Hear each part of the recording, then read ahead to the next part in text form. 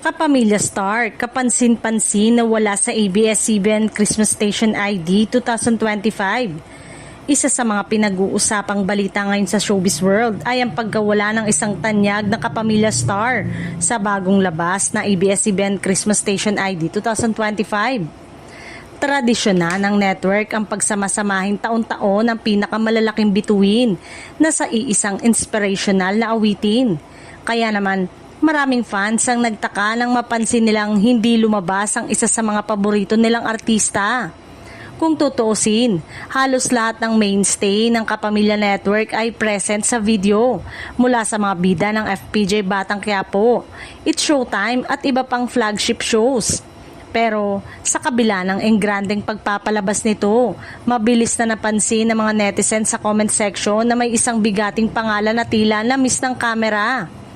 Maraming teorya ngayon ang lumulutang sa social media, maski umanong conflict sa schedule ayon sa ilan.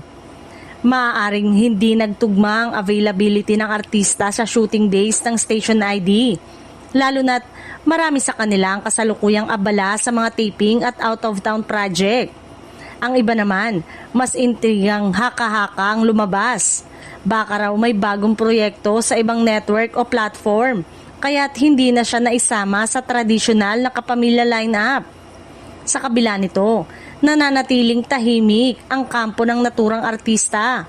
Walang kumpirmasyon kung siya ang magpapakita sa extended version ng Christmas Station ID na kadalasang inilalabas sa mga susunod na linggo. Gayunpaman, hindi mapigilan ng mga taga-suporta na manghinayang dahil taon-taon ay inaabangan nila ang segment ng artistang ito. Kadalasan pa nga ay isa sa mga highlight moment ng Kapamilya Christmas ID. Sa ngayon, patuloy pa ring nagva-viral online ang tanong ng netizen, bakit nga ba wala siya? May issue ba o simpleng timing lang?